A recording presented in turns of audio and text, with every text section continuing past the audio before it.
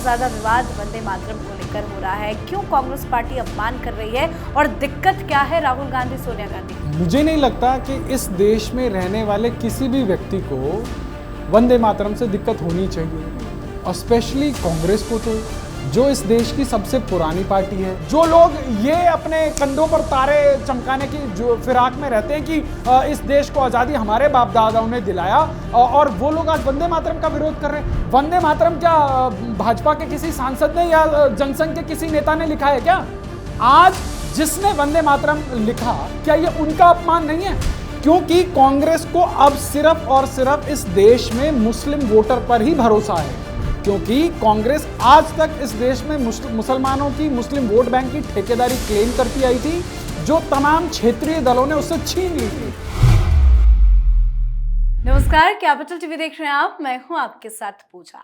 Congress party Vande Mataram के विवाद में लगातार घिरती नजर आ रही है। 15 अगस्त को कांग्रेस मुख्यालय में हुए कार्यक्रम के दौरान वंदे मातरम को लेकर उठे सवालों ने अब सियासी विवाद का रूप ले लिया है। मामला सिर्फ राजनीतिक बयानबाजी तक तो सीमित नहीं है। सोनिया गांधी और राहुल गांधी के खिलाफ शिकायतें लगातार दी गई हैं, जांच की मांग उठ रही है, और कांग्रेस के अपने सांसद इमरान मसूद का बयान भी पार्टी के लिए नए सवाल खड़े कर रहा है। इमरान मसूद साफ कहते हैं कि वो वंदे मातरम नहीं गाएंगे। उनका तर्क है कि उनका धर्म उन्हें केवल अल्लाह की इबादत की इजाजत देता है और संविधान उन्हें इसकी स्वतंत्रता देता है। लेकिन सवाल ये है कि क्या वंदे मातरम को राष्ट्रगीत के रूप में सम्मान देना और किसी धार्मिक पूजा पद्धति का पालन करना एक ही बात है? तो आखिर क्या आपत्ति है कांग्रेस को वंदे मातरम से? आज इसी पर बातचीत करेंगे। मेरे साथ स्टूडियो में मौजूद हैं पॉलिटिकल एक्सपर्ट वेद शर्मा। सर, बहुत बहुत वेलकम करती हूँ आपका। नमस्कार। इतना ज्यादा विवाद वंदे मातरम को लेकर हो रहा है, क्यों कांग्रेस पार्टी अपमान कर रही है और दिक्कत क्या है राहुल गांधी, सोनिया गांधी को? देखिए, प्रधानमंत्री ने कुछ दिनों पहले बड़े कैंडिडली कहा था कि कांग्रेस नई मुस्लिम लीग बन गई है, और कांग्रेस उसको प्रमाणित कर रही है। क्योंकि मुझे नहीं लगता कि इस देश में रहने वाले किसी भी व्यक्ति को वंदे मातरम से दिक्कत होनी चाहिए, और स्पेशली कांग्रेस को, तो जो इस देश की सबसे पुरानी पार्टी है, जो अपने आप को ये कहकर प्रोजेक्ट करती है कि देश की आज़ादी में सिर्फ उनका योगदान था। अगर देश की आज़ादी में आपका योगदान था, तो आज आपको भारत माता की जय जयकार करने से क्या समस्या हो रही है? अब आप देखिए, सीरीज ऑफ एक्शन को देखिए। कांग्रेस मुख्यालय के अंदर कार्यक्रम होता है, जो सोनिया गांधी जी हैं उस गाने को रुकवाती हैं। दूसरे वीडियो में आता है कि राहुल गांधी कहते हैं कि भैया ये हमारा गाना नहीं है, इसको नहीं बजाना है, हमारा गाना कुछ और बजेगा। फिर उसके तुरंत बाद देखिए, ये बहुत ही कैलकुलेटेड मूव है। और ये क्या मूव है? प्रधानमंत्री ने ऐसा ही नहीं कहा कि कांग्रेस जो है मुस्लिम लीग बन गई है, क्योंकि कांग्रेस को अब सिर्फ और सिर्फ इस देश में मुस्लिम वोटर पर ही भरोसा है। क्योंकि कांग्रेस आज तक इस देश में मुसलमानों की, मुस्लिम वोट बैंक की ठेकेदारी क्लेम करती आई थी, जो तमाम क्षेत्रीय दलों ने उससे छीन ली थी। आज कांग्रेस उसको रिक्लेम कर रही है। बीच में आपने देखा कि राहुल गांधी को किसी उनके पॉलिटिकल एडवाइजर ने सलाह दी, सुझाव दिया कि साहब आप सॉफ्ट हिंदुत्व अपना लो। तो राहुल गांधी ने देश वालों को बताया कि वो दत्तात्रेय गोत्र के जनेऊधारी ब्राह्मण हैं। और आपने देखा होगा ललाट पे जो है त्रिपुंड लगा के राहुल गांधी मंदिर मंदिर भी घूमते नजर आए। फिर उनको लगा यार इससे तो उल्टा नुकसान हो रहा है, मुसलमान हमसे छिटक रहा है। कुछ मुसलमान बसपा को जा रहा है, कुछ सपा को जा रहा है, कुछ AIM लेके जा रहा है, हम तो बर्बाद हो गए। वो कहाँ 60 साल 65 साल राज करने वाली पार्टी जमा 44 सीटों पर आके सिमट गई। तो राहुल गांधी को जो है उनके एडवाइजर ने नई जुक्ति समझाई, बोला कि भैया ऐसा है, इस देश का मुस्लिम जो वोट बैंक है वो एक तरफा वोट करता है, पोलराइज होके करता है। तो आप विश्वास दिलाओ कि जो हम हैं हम आपके साथ खड़े हैं। अब आप बताइए, कांग्रेस के मुख्यालय के अंदर कार्यक्रम हो रहा है, if that was not deliberate, है ना, तो उस वीडियो को तो रोका जा सकता था। और वो वीडियो बाकायदा कांग्रेस पार्टी के ऑफिशियली ट्विटर से शेयर किया गया। और ये शेयर इसलिए किया गया कि इस देश के अंदर जो एक कट्टरपंथी विचारधारा वाली वोट बैंक है, उसको भरोसा दिलाया जाए कि तुम्हारी जो सोच है, जो तुम्हारे बड़े बड़े नेता कहते हैं, भले ही वो अपने बच्चों को जो है लंदन और US पढ़ाते हो, वो तुम्हारे बच्चे को मदरसे में पढ़ने के लिए प्रेरित करते हैं। हम तुम्हारी जो सोच है हम उसको सपोर्ट करते हैं, हम उसके इकलौते ठेकेदार हैं, उसका संरक्षण सिर्फ हम करते हैं। इसलिए उसको इंटेंसिफाई किया गया। ये देखिए, वहां पे किसी बात का इस लीडरशिप को शोभ नहीं है भाई। देश के अंदर एक कानून बना, पार्लियामेंट के अंदर बकायदा वो कानून बिल के रूप में आया, पास हुआ, और उसके बाद देश की आजादी के 75 साल हो गए कि वंदे मातरम पूर्ण रूप से पहली बार देश के सदन के अंदर बजाया गया। और उसके बाद इनको लगा, ओह ये तो राष्ट्रवाद की एक नई लहर कहीं जो है हमारे ऊपर कहर बन के ना टूट जाए, तो इन्होंने ये कार्यक्रम स्टेज किया। आप सोचिए, देश अपना जो है 80वां जो है अपना स्वतंत्रता दिवस मना रहा है, और आपने देखा कि वहां एलओपी नहीं है, वहां पर जो है कांग्रेस के अध्यक्ष नहीं है। भाई क्यों? आपको आप क्या इस देश से बड़े हो गए क्या? आप इस देश के संविधान से बड़े हो गए क्या? देश की आजादी आपकी ईगो से बड़ी हो गई क्या कि आप देश के स्वतंत्रता दिवस के कार्यक्रम को आप बॉयकॉट कर रहे हैं?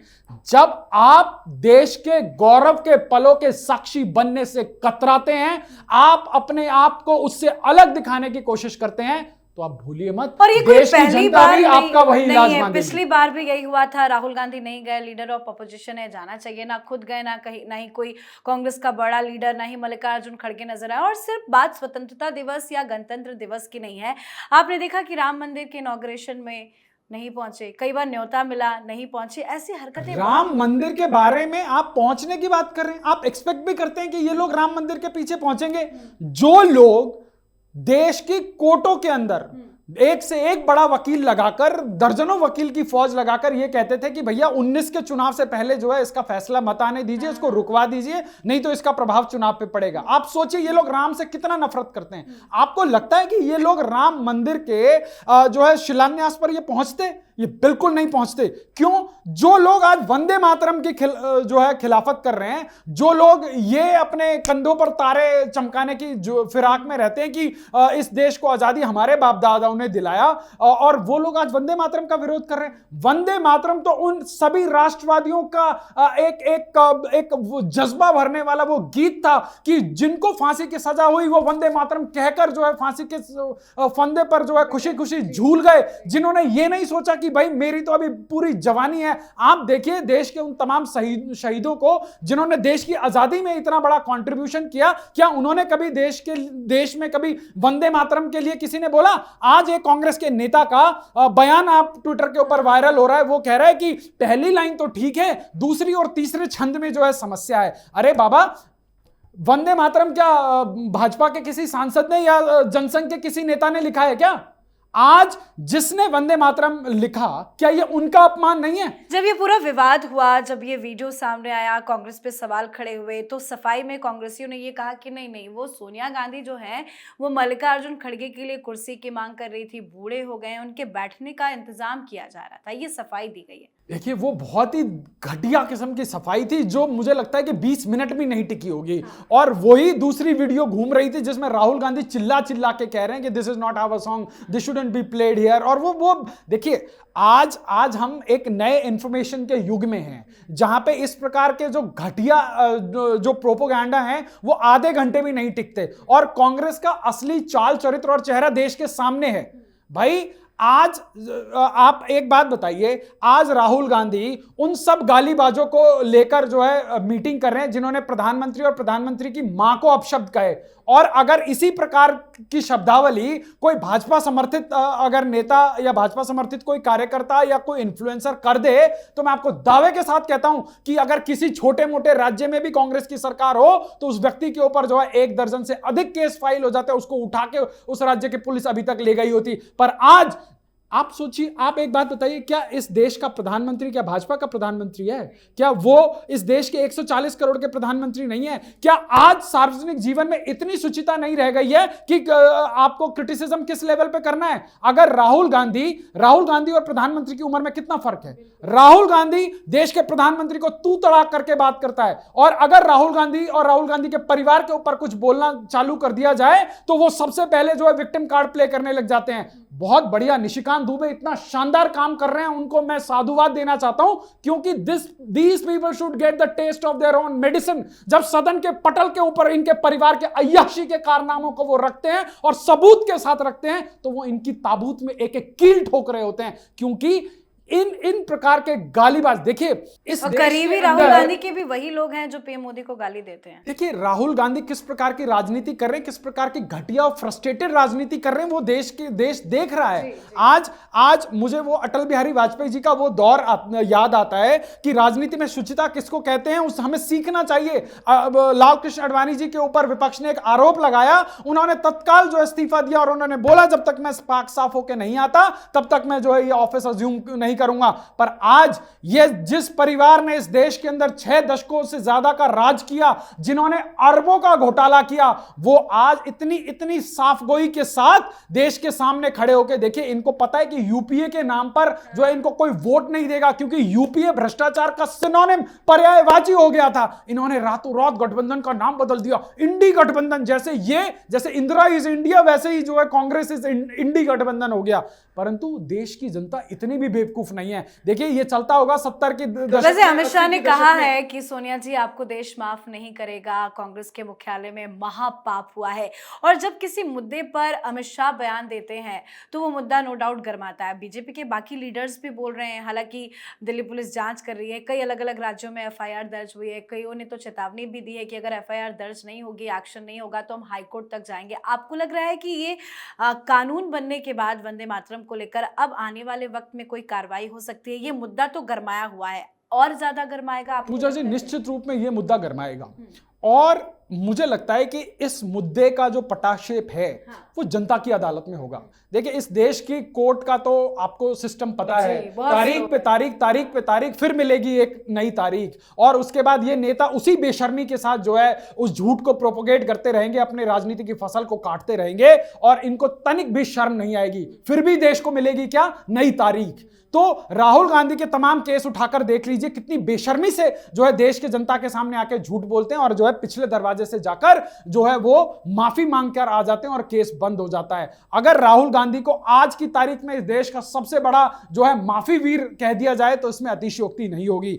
परंतु यूपी का चुनाव है, पंजाब का चुनाव है, उत्तराखंड का चुनाव है, आने वाले 2027 में तमाम इस देश के राज्यों के अंदर चुनाव होने वाला है, और इस देश के राष्ट्रगान का अपमान करने वाले इस नेहरू गांधी परिवार में जो इटालियन तड़का लगा है, इसके राष्ट्रवादिता पर तो सबको शक है। और जनता, देखिए कोर्ट अपना फैसला कब करेगा, कैसे करेगा, वो समय बताएगा, पर जो है देश की जनता इनका इलाज जो है जनता की अदालत में करेगी। बिल्कुल, बहुत बहुत धन्यवाद सर बातचीत के लिए। नमस्कार। तो जिस कांग्रेस ने दशकों तक देश की सत्ता संभाली, आज उसी पार्टी के मन से राष्ट्रगीत को लेकर ऐसी तस्वीरें और बयान सामने आ रहे हैं जिन पर देश बहस कर रहा है। कांग्रेस आरोपों को खारिज कर सकती है, सफाई भी दे सकती है, लेकिन सवाल यह है कि आखिर राष्ट्रगीत के सम्मान के मामले में इतना असहज होने की जरूरत क्यों पड़ रही है? कांग्रेस से तो पूछा जाना चाहिए, वंदे मातरम से परेशानी आखिर किस बात को लेकर है? तो आपको क्या लगता है कांग्रेस की इस घिनौनी हरकत पर? आप भी अपनी राय कमेंट करके लिखिएगा। देखते रहिए कैपिटल टीवी। नमस्कार।